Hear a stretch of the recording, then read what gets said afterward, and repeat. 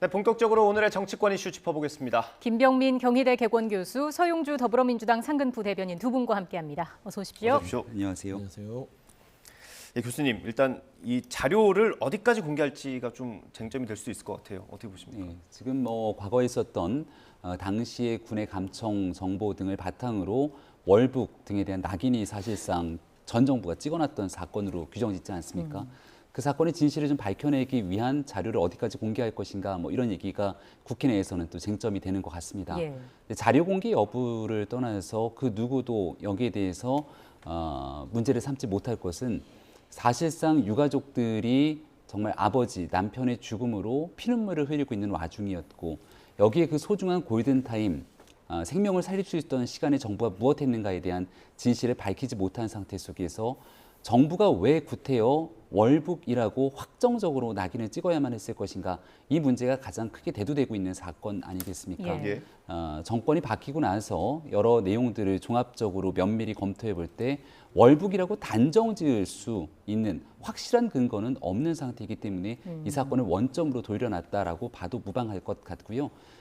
정말 아버지의 죽음 앞에서 눈물을 흘리는 유가족들을 생각하게 된다면 이를 두고 있는 정치적 공방은 뒤로 좀 물리고 그 당시 왜 대한민국의 공무원인 대한민국 국민이 그 차가운 바닷가에서 북한의 총격으로 죽음을 당할 수밖에 없었는가에 대한 사건의 진실을 밝히는데 노력하는 것이 중요한 시점으로 보입니다. 네, 사건의 진실을 밝혀야 한다 말씀해 주셨고요. 이 사건을 두고 북로남불이다, 신색깔론이다 이렇게 좀 부딪히고 있는데 이준석 대표가 그 5.18이나 세월호 참사 관련해서 민주당이 진상규명을 강하게 주장하지 않았느냐. 이번 사건 역시 진상규명을 해야 한다 이렇게 주장을 하고 있습니다. 어떻게 들으셨습니까? 일단은 이제 참 고약해요, 이 사안이요.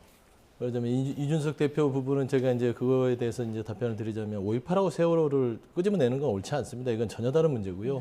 특히나 세월호 문제를 정치적으로 끌어다가 뭔가 좀 이용해 먹으려고 하는 그런 태도들은 여야는 좀 조심해야 될 것 같다. 그런 말씀 먼저 드리고, 이 문제는 좀 제가 의아했던 게 이게 재작년에 이미 여야가 국민의힘이 이 서해 공무원 피살 사건이 있으면서 국방위에서 긴급 현안질의를 통해서 이 부분을 어떻게 진실을 밝히느냐 해서 아주 많은 시간 동안 논의를 했어요. 예. 당시에도 이제 군 특수정보가 SI를 공개하라고 했고요. 예.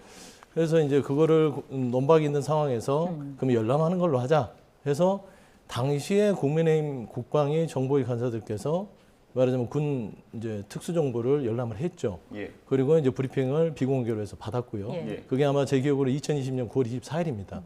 그래서 그 당시에 국민의힘 당시 한기호 의원이 간사였는데 예. 당시에 얘기를 들어보는 건 그러니까 해경과 국방부에서 얘기하는 것들이 그러니까 월북으로 보기에 정황이 선명하다. 이게 바로 한기호 의원의 이제 기자들한테 백브리핑이었습니다. 네. 예. 그러니까 왜 국민의힘이 당시에는 이 문제에 대해서 이 부분을 인정을 했다가 새로운 정권이 돼서 다시 이거를 문제를 삼느냐. 그래서 이게 뭐 어떤 의도가 있지 않느냐라고 볼 수밖에 없습니다. 그러니까 새롭게 이 문제를 밀어놨던 문제를 새롭게 이제 검증하는 게 아니라 이미 작년에 여야가 공히 이 문제에 대해서 얘기를 했고 예. 특히 이거는 월북이냐 아니냐 문제보다는 문재인 정부에서는 이게 우리 고귀한 국민의 목숨이 이렇기 때문에 이걸 네. 북한에 강력하게 촉구를 해서 사과를 받아냅니다. 이례적으로. 예. 따져보면 이명박 정부 때 박광자 씨 피살 사건 금강산 당시에는 이명박 정부는 아예 사과도 받아내지 못했어요. 근데 우리는 당시 여야가 규탄 그 결의안을 내면서 이것도 받아냈던 부분이 있어요. 그런데 지금 무엇을 노리는지는 모르겠고 그래서 뭐 신색깔론이다 이런 부분들도 나와서는 안 될 부분이에요. 예. 왜냐하면 국가가 가지고 있는 정보자산은 한국의 정보자산도 좀 미국과 공조된 정보자산입니다. 예. 그러면 그리고 지금 그러니까 우리가 이제 분단의 어떤 현실이잖아요. 예. 이게 아픈 현실인데 이 현실을 정치적으로 가져와서 군 특수 정보를 열어라 말아라 하는 것은 열 수 없는 걸 알기 때문에 계속 공격을 합니다. 예. 본인들도 하면서 왜 공격을 할까요? 예. 그러다 보니까 참 답답한 거예요. 예. 특히나 고약스러운 건 유족들이 계시잖아요. 예. 얼마나 마음이 아프시겠어요. 네. 그런데 이 유족들에 대해서 편을 안 들면 유족들을 공격하는 쪽이 되고 또 편을 들면 또 이거는 군에 대해서 지금 나라의 안보 자산을 예. 공개하는 꼴이 되고 예. 이건 국익에 하나도 도움이 안 된다. 저는 좀 그런 말씀하고 싶습니다. 예. 이준석 대표의 얘기는 이거예요. 이제 여러 사안에서 유가족 중심주의를 많이 이제 반영을 했는데 왜 이번에는 유독 그렇지 않느냐라는 물음이고, 사실 유족 입장에서는 지금까지 이렇게 힘든 고통을 이겨가면서 이제 소송을 하고 했던 것이 우리 아버지는 월북자가 아니다라는 확신이 있었기 때문 아니겠습니까? 그러니까 유족들의 주장은 충분히 이해는 됩니다. 당연히 유족들은 정부가, 그러니까 이 정보 자체가 이게 분단의 현실이기 때문에 공개를 못하는 부분이 있지 않습니까? 누구나 다 알잖아요. 그리고 이 군 특수 정보는 북한을 감청하는 부분들이 있습니다. 예. 그럼 어떤 상황에서 어떤 내용이 있는지를 이게 공개가 되다 보면 굉장히 이거는 안보 상황에 직결될 수 있어요. 예. 그러다 보니까 유족들한테 공개를 못하는 부분이 있죠. 솔직히 유족들이 뭐 전 정부에 대해서 어떤 은폐를 했다든지 아니면은 억울함이 있다든지 왜 월북에 대해서 하느냐, 이 부분은 충분히 이해됩니다. 그런 부분들은 공적으로 해결될 수 있는 부분들은 그런 의문점은 해소해야 된다고 보지만, 지금 이거를 어떤 여야 간에 이 새로운 정부가 들어섰는데 이걸 가지고 정쟁화시켜서 뭔가 끝을 보자고 덤벼드는 것은 지금 현재 상황에서 정말 경제 민생 너무 어려운데, 이 부분은 좀 다른 공적 영역으로 밀어놓고 이 다른 이제 경제 민생 부분에서 여야가 좀 만나서 얘기하자, 그 얘기거든요. 예. 근데 이거는 이거고 경제는 경제다. 저희가 뭐 이거를 진상규명 안 하겠다는 건 아니잖아요. 오늘도 국방위원들이 얘기를 했습니다. 예. 왜 이런지 모르겠지만 만에 하나 정말 이렇게 된다면, 그러니까 SI 군 특수정보는 공개할 수 없지만 2020년 9월 24일 날 비공개로 회의했던 회의록을 공개하자. 네. 첫 번째 얘기를 했고요. 민주당 국방위원들이. 그다음에 두 번째는 정 그것도 의심스러우면 미국의 협조를 구해서 말하자면 SI 당시 이제 정보자산 부분에 대해서 그거를 그러면 공개하자. 뭐 윤석열 대통령께서 그거를 결정해 주면 미국 협조를 받아서 이게 정말로 진실 공방이 지략에 가는 거는 국에 도움이 안 된다. 예. 이것을 민주당에서 오늘 주장을 했습니다.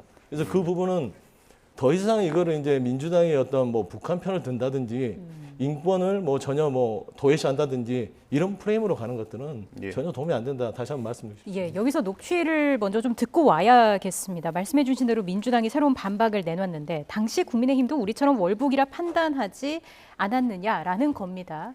여기에 대한 하태경 국민의힘 의원의 반박까지 묶어서 함께 들어보시죠. 근데 우리 첩보기관들이 믿을 만한 정보를 갖고 왔는데 그러면 그걸 무시합니까? 대한민국 정부는? 그래서 믿을 수 없다고 하는 가족 때문에 대한민국의 첩보부가 여러 다양한 정보기관에서 취합한 내용을 공개합니까? 저는 참 이해할 수가 없습니다. 이 첩보 내용은 당시에 국회 국방위나 국회 정보위원회에서 여야 의원들이 다 같이 열람했습니다. 다 봤습니다. 당시에 지금 여당 의원들도 다 보고 월북이네 이렇게 얘기한 적이 있습니다. 국민의힘 의원 중에 듣고 나서 월북이네 이렇게 네. 얘기한 사람이 있었다는 게 맞아요? 맞습니다. 언론에 공개된 거고 백브리핑도 했다라는 소리를 저는 들었습니다. 아, 누구신지 혹시 그거 알 수 있나요? 이 자리에서 말씀드리기는 그렇고요. 국민의힘 국방위 소속 국방위 소속 의원이라고 의원께서? 저는 전해 들었습니다. 그 부분은 비공개 회의이긴 합니다만 회의록이 있습니다. 그 회의록을 열어보면 누가 거짓말을 하는지 알 수 있을 겁니다. 제가 국방위원이고 정보위원이잖아요. 저 열람한 적이 없어요. 질문했을 때 답변하면서 이제 이런 내용이 있었다. 그러니까 월북이란 단어가 있었다. 그래서 그때도 계속 물은 거예요. 예. 그 월북이란 단어를 가지고 월북이라고 단정할 수 있느냐. 음. 그런데 계속 정부 측은 이제 그렇게 우겼고 저희들은 그 감청 전원 정보를 가지고 월북이라고 100% 단정하기는 어렵다. 다른 증거들이 있어야 되는데 다른 정황 증거들은 제가 방금 말씀드렸듯이 다 조작된 것이다. 네, 앞서 소영주 부대변인님의 그 설명을 들었고요. 일단 국민의힘 측에서는 이게 전원 정보였다는 거잖아요. 이게 그 SI 원본 자료가 아니라 어려운 암호나 용어를 풀어서 해석해서 다시 만든 2차 자료다라는 거지 않습니까? 그러니까 100번의 양보에서 SI 그 감청 자료를 통해서 월북에 대한 정황이 담긴 내용들이 나왔다라고 가정을 합시다. 예. 그렇게 가정을 하게 되더라도 그건 북으로부터 나왔던 내용이지 우리 죽음을 당한 공무원의 육성이나 공무원을 통한 정보가 아니지 않습니까? 정말 사선을 넘는 죽음의 상황 속에서 어떤 얘기들이 왔을지 아무도 추정하거나 단정할 수 없는 상황인데 감청 자료를 통해서 나왔다는 원본의 진위가 무엇인지 확인도 불가능한 상황에서 정부가 얘기하고 있는 일부 조각된 정보를 바탕으로 어떻게 우리 공무원이 죽임을 당한 상태에서 월북이라고 단정을 지을 수 있겠습니까? 정부가 초창기 발표했을 때에도 월북이라고 판단된다 이렇게 규정져서 정부를 발표했던 것이 아니라 월북의 가능성을 배제할 수 없는 일부의 가능성을 일말 추정해서 얘기를 했지만 결국 발표에 대한 주체와 그 내용들이 완전히 뒤바뀌게 되는 것이죠. 네. 지금도 이 상황을 지켜보면서 많은 국민들께서 이 내용들이 지금 나와 있는 여러 정황들을 바탕으로 월북이다 확실히 단정적으로 얘기할 수 있는 정치인과 국민이 어느 누가 있겠습니까? 그렇기 때문에 유족 입장에서는 가족을 잃은 그 피눈물을 나는 상황 속에서 월북자라고 하는 낙인이 찍힌 상태에서 지난 수년의 시간을 지낼 수밖에 없었던 것이고 오죽하면 그 아들이 우상호 비대위원장을 향해서 대한민국의 국회의원이 맞는가 자필로 편지를 꾹꾹 눌러서서 보냈던 내용들을 오늘 이 자리에 오기 전에 다 하나씩 읽어봤습니다. 다시금 유족의 명예회복을 위해서 왜 아버지가 돌아갈 수밖에 없었는지 그리고 아버지 죽음을 당한 상태 속에서 정부는 그 수시간의 골든타임에 무엇을 했는지 이제 이 내용들이 밝혀야 될 진실공방의 영역으로 남아있는 것이고요. 네. 아직 어느 누구도 월북자다 이렇게 얘기할 수가 없는 상황 속에서 지난 정부는 그걸 발표했기 때문에 그 상황을 제자리로 돌려놓은 겁니다. 이게 어떻게 정치 쟁점화되고 공방이 될 수 있는 상황입니까? 그러니까 이 내용을 민주당에서 받아들이거나 내용 스스로 과거에 했던 일들에 대한 정치적 부담감이 있기 때문에 자꾸 여야 간의 진실게임, 대립공방으로 가져가게 되는 것 같은데요. 2020년 가을에 제가 국민의힘의 비상대책위원회 지도부에 있었습니다. 예. 국민의힘 입장에서는 이 내용을 월북이라고 단정적으로 얘기한 적이 한 번도 없습니다. 지도부 차원에서. 그 당시 국방위 정보위의 하태경 의원이 얘기하고 있는 것처럼 그 자리에 들어가서 질의응답을 가진 뒤에 예. 정부가 나타냈던 내용들을 들었을 뿐이고 그럼 정보위에서 비공개로 하게 되는 내용이니까 정보위 국방위가 끝나게 되면 어떤 질의응답이 왔는지 정부는 어떤 메시지를 전달했는지 나가서 브리핑하게 되는 게 관례고 관행 아닙니까? 그때 나왔던 내용들 일부를 바탕으로 정치적으로 국민의힘이 과거에 그러지 않았냐라고 얘기하게 되는 것은 정치적 도의를 상당히 기본적인 정치적 도의마저 지나친 행위라고 생각을 하고요. 예. 지금 오직 아픔을 굉장히 오랜 기간 겪었던 유족 입장에서 생각하고 판단하고 이야기를 꺼내는 것이 정치권이 해야 될 최소한의 도의가 아닌가 싶습니다. 예. 예. 근데 맞는 말씀이세요. 그러니까 유족들의 아픔에 대해서 공감을 하고 어떻게 뭐 그거를 뭐라고 하겠습니까? 그러니까 유족들은 충분히 주장할 수 있어요. 그렇게 주장하시는 게 마땅하고 제 입장을 바꿔놓고 봐도 그렇게 얘기할 것이지만 앞서 얘기했듯이 분단의 지금 현실에 앞서서 우리가 그거를 겪을 수밖에 없잖아요. 공개하면 얼마나 좋겠습니까? 근데 군 특수 정보를 공개할 수 없는 상황에서 자꾸 월북이냐 아니냐 이런 부분에서 집중하지 마시고 말씀하신 대로 그 유족의 아픔이 치유될 수 있는 수준에서 정치권이 좀 고민을 해야죠. 근데 그렇게 하지 않잖아요. 특히나 제일 문제가 되는 것은 하태경 의원이 무슨 새빨간 거짓말을 하는데요. 2020년 9월 24일 다시 말씀드리면 기사만 찾아봐도요. 한기호 국방위 의원께서 간사였잖아요. 본인이 언론에 브리핑을 한 기사들이 많습니다. 그때 어떻게 했냐면 월북의 정황이 선명하다라고 본인 입으로 이야기를 합니다. 그런 국민의힘이 갑자기 정부가 바뀌어서 어떤 연유에서 이거를 갑자기 뒤집고 들어오는지 특히나 국민의힘이 정권을 잡고 나서 해경도 어떤 명확한 SI의 근거 없이 그 본인들이 작년에 했던 입장을 바꿔버리잖아요. 그러면 어떤 의도가 있다고 의심이 될 수밖에 없는 거예요. 결국 이걸 정쟁으로 가는 것들이 우리 안보를 중시해야 되는 현실에서 과연 이게 국익에 도움이 되느냐? 전혀 도움이 되지 않습니다. 저는 그 얘기를 하는 것이고요. 예. 어떤 사실, 진실, 규명 이런 부분들은 한쪽으로 몰아서 조사를 하면 될 것이고 나머지는 경제, 민생에 좀 집중을 했으면 좋겠다라는 게 민주당 지도부의 일관된 입장입니다. 예. 다시 한번 이제 반론처에서 말씀드리면 국민의힘 입장에서 전체적으로 월북으로 단정질 수 없다. 수차례 얘기한 바 있었고 그 당시에 정부가 일방적으로 월북 규정을 짓게 된 문제를 충분하게 제기한 바가 있었습니다. 이 내용 어느 날 갑자기 정권이 바뀌고 나서 나왔던 얘기가 아니고요. 윤석열 대통령 후보가 선거를 치르는 과정에 상당히 많은 국민들을 만나게 됩니다.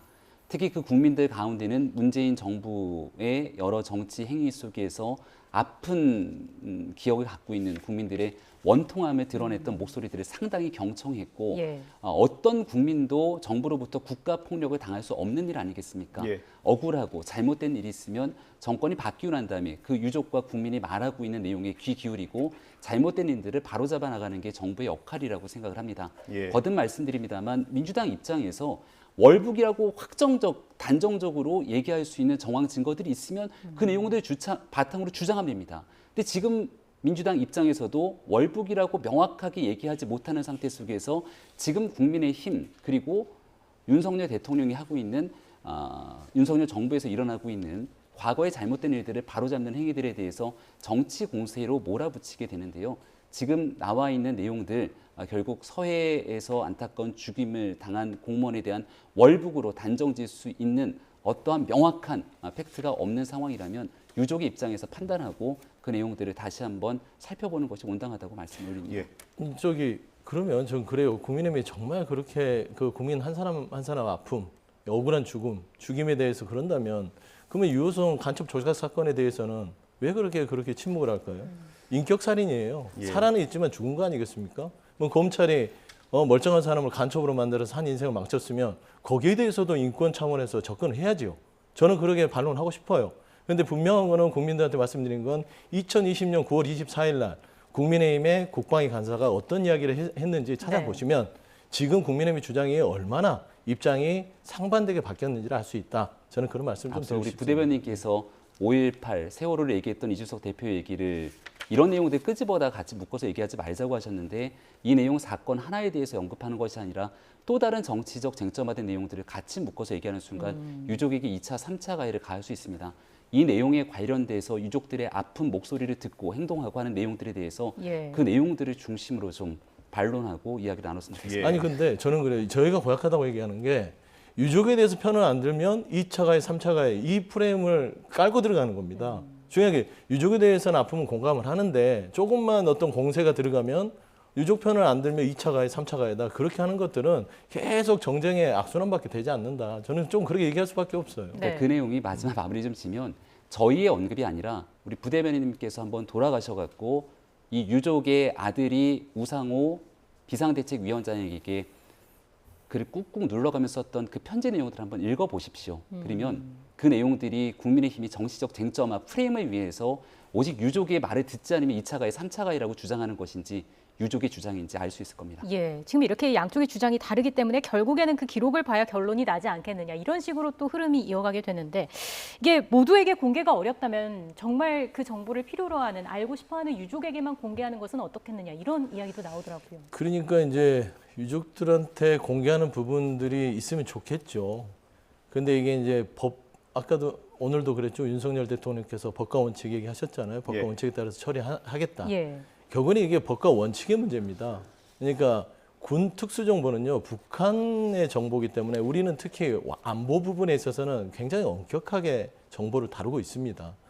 특히 법원에서는요, SI에 대해서는 일반인들이나 웬만해서는 정치권에도 공개하지 못하도록 비공개를 원칙으로 해서 판결을 내린 바가 있습니다. 지금도 마찬가지고요.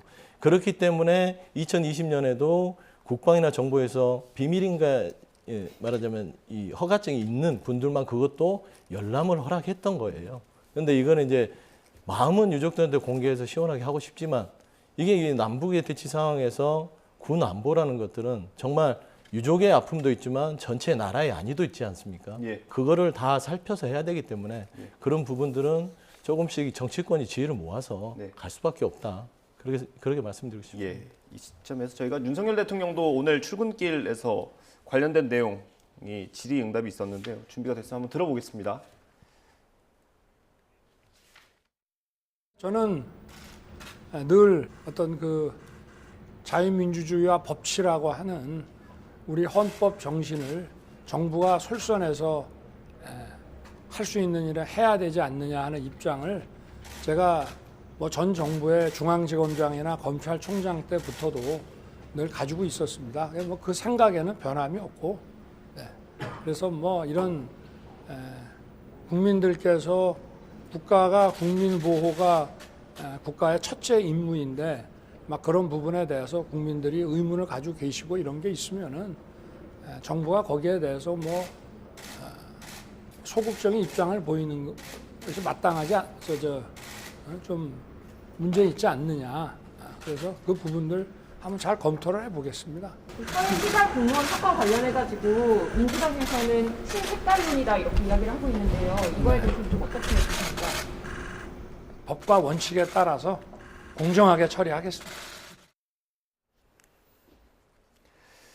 네, 해경의 발표가 있고 다음 날 아마 감사원 감사가 바로 착수가 됐던 것 같아요. 근데 사실 감사원도 접근할 수 있는 정보가 제한적일 거 아닙니까? 그럼 결국 수사로 가야 될까요? 이 내용을 이제 누군가 지난 정권에서 일어났던 공직 사회에 대한 처벌 문제로 비화되는 것은 저는 사실 온당한지에 대해서 고민이 필요한 지점이라고 봅니다. 제일 중요한 것은 일단 첫 번째로 왜 월북으로 낙인을 찍히면서 발표가 바뀌게 됐는지, 오늘자 조간신문 보도 등에 따르면 이렇게 발표된 보도를 발표를 하고 난 바뀐 발표를 하고 난 해수부 소속의 여러 공무원들이 그 뒤로 승진을 하게 됐던 모습들, 그리고 사망한 공무원 주변에 있는 사람들이 굉장히 어려움과 고통을 당했던 지난날의 일들이 있기 때문에 여기에 대해서 뭔가 정부의 외압이나 압력 혹은 발표하는 과정 속에서 안보실이나 청와대, 중앙정부 속에서의 외압이 있었는지 여부들을 확인하게 되는 하나의 절차 과정들을 거치게 될 것이라고 봅니다. 근데 이 월북으로 확정돼서 발표됐던 낙인을 찍는 것도 굉장히 심각한 문제지만 가장 먼저 밝혀내야 될 중요한 쟁점 중에 하나는 실종이 되고 난 다음 실종 신고가 들어갔고 최종적으로 살아있다라고 확인이 되고 있는 난 상황, 그리고 북한으로부터 여러 감청 정보들을 토대로 북한의 공격적인 상황에 대해서 우리 정부가 인지를 하게 될 것 아닙니까? 근데 이 긴박했던 골든타임에 우리 정부는 어디에서 인지를 하고 언제부터 이 공무원, 우리 국민을 살리기 위한 노력을 했는지에 대한 여부들이 나와야 되는데 아직까지 우리 정부가 언제 어디서 어떤 순간 무슨 노력을 했는지가 밝혀지지 않고 있습니다. 이 일을 밝혀내는 것이 핵심적인 상황일 것이고 이건 감청 자료 SA와 관계없이 우리 정부가 어떤 일을 했는지 스스로가 국민들 앞에 밝히면 되는 일입니다. 근데 지난 정부에서 아무런 국민 앞에 정작 중요한 골든타임에서 국민의 생명을 지키기 위해서 무엇을 했는지에 대한 시시각각에 대한 발표가 없었기 때문에 여기에 대한 접근을 우선적으로 필요하다 생각이 되고요. 이 일이 있고 난 다음 그 다음 순차적으로 여기에 대해서 월북자, 낙인 등에 대한 일에서 혹시 모를 외압의 성격이 있었는지 여부는 순차적으로 차분히 밝히면 될 일이라고 생각합니다. 주제 넘어가기 전에 부대변인님 생각 마지막으로 듣겠습니다. 일단 뭐 감사원 자체에서 이런 내용들을 밝히기에는 한계가 있을 것 같아요. 그다음에 이제 감사원을 출동을 시켰다는 건 이제 외압 얘기하셨는데 결국에는 이제 전 정부에서 어떤 뭐 행정적인 장난을 치지 않았냐. 결국엔 또 문재인 정부의 잘못을 드러내기 위한 하나의 뭐 액션이라고 보고 있고요. 저는 다시 한번 말씀드리지만 이거는 빨리 마무리가 돼야 됩니다. 그 군 특수 정보를 공개할 수가 없어요. 예전에 NLL 2012년도 있었죠. 얼마나 지리하게 1년을 끌었습니까? 아무것도 없었잖아요. 그런 거하고 똑같습니다. 그러니까 인권적으로 유족들의 마음을 달래고 사회적으로 어떻게 지혜를 모아야 될지에 대해서는 여야가 논의를 해야겠지만 월북이냐 아니냐 이런 문제들, 그다음에 이런 외압이 있었냐 없었냐, 얼마나 이게 정쟁 아닙니까? 이게 사실 확인일까요? 이거를 이준석 대표가 5.18과 세월호에 비교를 한다는 게 말이 됩니까? 라는 것이 초대에 말씀했기 때문에 여야가 이제는 이걸 멈추고 좀 이제 공백 상태인 국회를 정상화시켜서 경제 민생에 집중했으면 좋겠다라는 좀 말씀드리고 싶습니다. 말씀하신 대로 유족들을 위한 여야 논의가 좀 필요할 것 같다라는 생각이 들고요. 원구성 얘기해 주셔가지고 그 얘기로 좀 넘어가 보겠습니다. 3주째 지금 공백 상태가 이어지고 있는데요. 권성동 원내대표가 오늘 좀 제안을 한 게 있습니다. 관련 녹취가 있어서 들어보고 다시 얘기 나눠보겠습니다. 여야는 정치 논리가 아닌 민생 논리로 해법을 찾아야 합니다. 저는 오늘 민주당의 원구성 협상 마무리를 위한 마라톤 회담을 공식 제안합니다. 여야가 원구성 협상을 타결할 때까지 만나고 또 만나야 합니다. 이번 주 안에 반드시 단판을 짓는다는 각오로 협상에 임하겠습니다. 민주당은 마라톤 회담에 지체 없이 응해야 합니다. 여당이 양보안을 내놔야 여야 협상이 시작되는 겁니다. 여당의 정치력이 너무 부재하다. 이렇게 평가합니다. 국정을, 의회를 정상화하기 위해서는 여당이 먼저 야당이 납득할 만한 양보안을 제시하는 것이 선결 과제다 하는 점을 다시 한번 강조하고자 합니다. 일단 겉으로는 물러서지 않는 모습인데요. 민주당 내부에서 사실 법사위원장 그냥 내주자 이런 의견이 조금 나오고 있다고 하는데 어떻습니까? 아니 늘 말씀했듯이 법사위원장은 언제든지 내줄 생각이 있어요. 중요한 거는 이제 법사위의 상임위의 역할을, 옥상 역할을 벗어버리고 기존 상임위 역할만 한다면 전제 조건, 그게 이제 저번 원내대표 간에 합의한 게 그거였습니다. 7월에 국민의힘에게 법사위를 넘긴다. 다만 부대 조건으로 법사위가 상임위 역할만 하지 다른 타상임위까지 다 말하자면 체제작구에 대해서 다 독점을 하지 않는다라는 그 말하자면 부대 조건이 있었습니다. 그래서 민주당은 지금도 똑같습니다. 그것만 국민의힘이 합의를 해준다면 법사위를 못 질 이유가 아무것도 없죠. 그다음에 제가 말씀드린 건 권선동 원내대표가 마라톤 협상 빨리 임하라고 하는데 저희가 임하라고 한 지가 오래됐어요. 저희는 이미 다 준비가 돼서 계속 경제민생 이야기하자. 빨리 좀 원 좀 열자. 이거 너무 공백이 길지 않냐 했는데 이제 와서 왜 뒷북 치시고 마라톤 뭐 회의를 준비했다.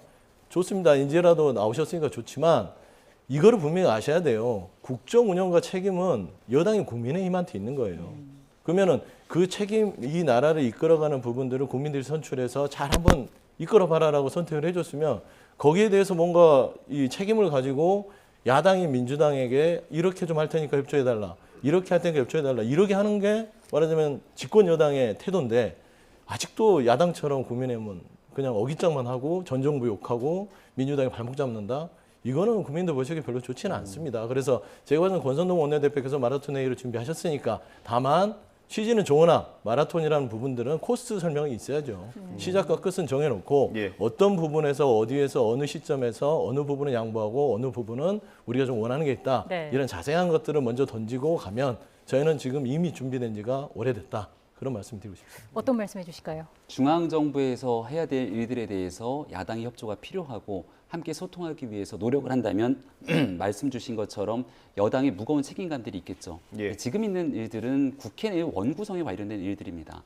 의석의 수로 비교해 보게 된다면 상호 비교가 불가능할 정도의 거대 의석을 민주당이 가지고 있기 때문에 말 그대로 민주당에서 힘과 키를 쥐고 있는 상태 속에서 소수의 여당이 원구성에서는 끌려가듯이 협상장에 임할 수밖에 없는 것이 현실 아니겠습니까? 과거에 약속했던 일들을 박홍근 원내대표가 손바닥 뒤집듯이 뒤집고 있는 상황에서 협상이 잘 되지 않고 지지부진 국민들 눈살을 찌푸리고 있는 상황이지만 이 내용들이 길어지게 되면 결국은 의석에 거대한 힘을 갖고 있는 민주당이나 또 집권당으로서 무한한 책임을 갖고 있는 국민의힘 모두 국민들께 제대로 된 역할들을 못한다라고 하는 책임감을 다 갖고 있을 거라고 생각합니다. 그렇기 때문에 권성동 원내대표도 마라톤 협상을 통해서 정해진 기간 내에 최대한 의견들을 수렴하고 조합해서 끝내자라고 얘기를 꺼낸 것으로 알고 있고요. 이제 시간이 더 지체되는 순간 정말 말씀드린 것처럼 여야를 넘어서 국회, 정치권, 여의도 전체에 대한 국민 불신으로 넘어갈 수 있는 터라 마지막 순간의 골든타임으로 알고 최종적으로 빠르게 원구성 마무리 짓고 이후에 진행돼야 될 많은 경제 정책에 대한 논의들 또 지금 현재 아직 진행을 하려고 멈춰서 있는 국무위원에 대한 청문회 등에 대한 일정들도 속히 진행이 돼야 될 거로 생각합니다. 여소야대 정국. 뭐 어려울 줄 알았지만 이 정도일 줄 몰랐습니다. 3주 넘게 지금 원구성이 안 되고 있죠.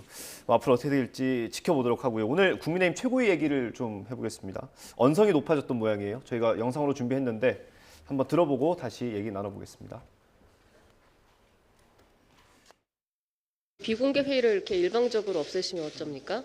발언권을 득하시고 말씀하세요. 그리고 비공개 최고위원회의에서 나온 내용들이 누차 누출되면서 실제로 언론에서 대표님께서 많이 유출하시지 발언권을 득하고 않았습니까? 말씀하세요. 스스로도. 특정인이 참석했을 때 유출이 많이 된다는 내용까지 나오고 있기 때문에 저는 더 이상 이 상황을 묵고할 수 없고 지금 최고위원 회의의 그 안에서 해야 될 건전한 회의의 기능과 저희의 그 권한에 대해서 대표님이 의장 직권으로 여태까지 지금 단속을 제대로 안 돼가지고 심지어 본인께서 언론과 나가서 얘기하신 거를 언론인들이 쓴 것을 누구의 핑계를 대면서 지금 본인이 제일 많이 하셨어요 여태까지. 언론에 나가서 얘기 제일 많이 하셨다고요. 잠깐. 자, 비공개하겠습니다. 좀 도와주세요. 교수님 아무래도 이게 배경 설명이 좀 필요할 것 같습니다. 오늘 이제 월요일과 목요일에는 국민의힘의 그 최고위원회 회의가 공식적으로 진행이 됩니다. 보통 통상 9시에 최고위원회 회의를 하게 되면 미리 사전에 모여서 최고위원들 당대표가 티타임을 좀 하고 들어가서 모두 발언을 통해 전체 언론인이 보고 있는 가운데 생중계가 진행이 되고 어느 정도의 모두 발언과 공식 안건들이 정리가 되고 나면 비공개 회의에 들어가서 다 하지 못했던 얘기들을 나누게 되죠. 근데 비공개 회의에 있었던 얘기들이 거의 토시 하나 틀리지 않을 정도로 바깥에 세워나갔던 얘기들은 이건 민주당과 국민의힘을 비롯해서 역대 어느 지도부를 막론하고 있었던 일이라고 생각합니다. 예. 그만큼 기자분들이 취재력이 좋다. 왜냐하면 A라는 최고위원한테 얘기를 이만큼을 받아내서 그 내용을 바탕으로 B라는 사람에게 취재하고 또 있었던 당직자들 등에 대한 복수 취재가 들어가게 되면 그 자리가 비공개였더라도 있었던 얘기들이 소상히 나오게 되거든요. 근데 지금 이준석 대표 입장에서는 또 윤리위 징계 등에 대한 내용들 이런 본인에게 좀 불리한 상황들도 여과 없이 바깥으로 쏟아져 나오니까 거기에 대해서 조금 민감한 상태로 받아들였던 것 같고 지금 현재 이준석 대표가 얘기하고 있는 과정에서 누군가는 또 반대되는 입장을 얘기해 줘야 되는데 거의 그 역할을 최고위내에서는 배현진 의원이 거의 독점하고 있는 상황처럼 보이죠. 그래서 오늘 아마 사전에 제가 말했던 티타임 정도에서 자 오늘부터는 공식적인 회의석상에서 얘기하고 비공개는 하지 않기로 얘기를 다 정리하고 들어가서 발표하는 게 통상적인 관례인데 그런 과정들이 없이 진행을 하다 보니까 배현진 최고위원이 중간에서 나는 동의한 바가 없는데 무슨 말이냐 이렇게 설전이 오갔고요. 중간에 권성동 원내대표의 표정을 보면 굉장히 당혹스러워하는 표정이 비춰지지만 어떤 경위든지 간에 국민이 지켜보게 되는데 대표와 최고위원이 서로 갈등 양상을 여과 없이 노출해서 보여주는 건 국민에 대한 예의라고 볼 수가 없기 때문에 두 번 다시 이런 일들이 연출되지 않도록 모두가 다 함께 노력해야 되는 때라고 봅니다. 예, 그리고 이게 말씀해 주신 것처럼 지금 윤리위를 앞둔 상황이라서 더 상황이 좀 예사롭지 않게 느껴지기도 하는데 최근 이양희 윤리위원장이 입장문을 냈어요. 이 부분은 좀 이례적으로 보이는데요.